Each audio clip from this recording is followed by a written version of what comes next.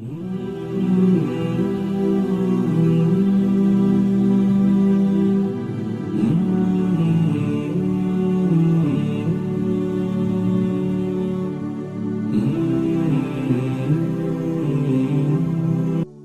Quran says you are busy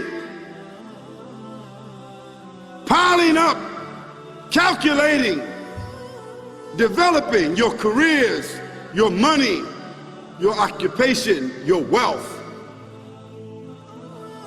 until you visit the graves. Think about it. When was the last time that you went to a funeral? Was it your mother?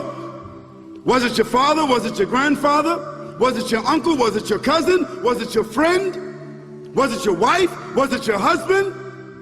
The last time that you visited the grave, when you went to a funeral and you saw that person whom you loved that was laughing, crying, live, boasting, wealthy, educated, denying, arrogant, whatever they were. What was the demeanor of the people when you walked in that funeral home? When that person was stretched out in their last suit? What was the demeanor? Were the people cracking jokes? Were they dancing? Were they clapping and singing songs? No. Silence. Melancholy. Trauma. Why? Because every person that walked in that room, seeing that person stretched out, the first thing they thought about was not the person. The first thing they thought about was that one day this will be me. So Allah said, Alhaakumut takathur. All of us, all of you are engaged in running your mouths, doing your business, multiplying, buying houses, cars, business, whatever you're doing. And when you're told about God, religion, life, morality, you're saying, look, I ain't got no time for that. I got no time for that. I don't want to hear that. I don't even believe in God. Matter of fact, I don't even know if I'm going to die, and if I do, maybe I'm coming back again. As a matter of fact, science is so sophisticated that I think really that they're on the verge of being able to solve the whole thing of death soon. We ain't got to die. If we got enough money, we don't even have to die. See how arrogant people can be until they visit the funeral house.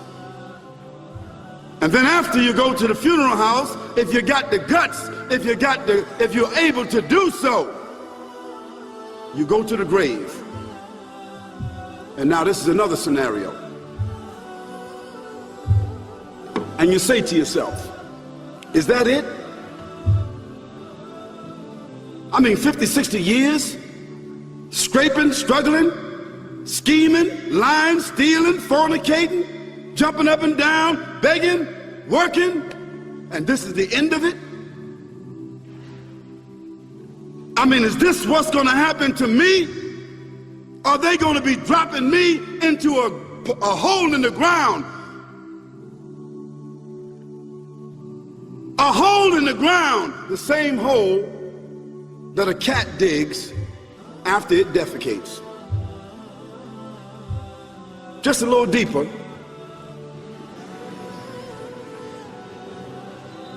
But for the same reason. The cat digs a hole because the cat has dignity. Something that human beings don't seem to have. Instinctively, the cat digs a little hole, covers it up. Humans have got to be taught to do that. But it's for the same reason. So you and I, we're going into a hole a little deeper than the one the cat dug. And all the people that's crying, pulling out their hair, screaming, almost acting like they falling in the thing with you. They want to just jump in there with you. Not really though, you know, it's all an act. Because ain't nobody really gonna jump in there and stay in there. They don't love you that much. When the people put us in that box and put us in the grave, we are going to know. Your spirit is gone. You can't shout. You can't call out. You can't say, don't leave me here.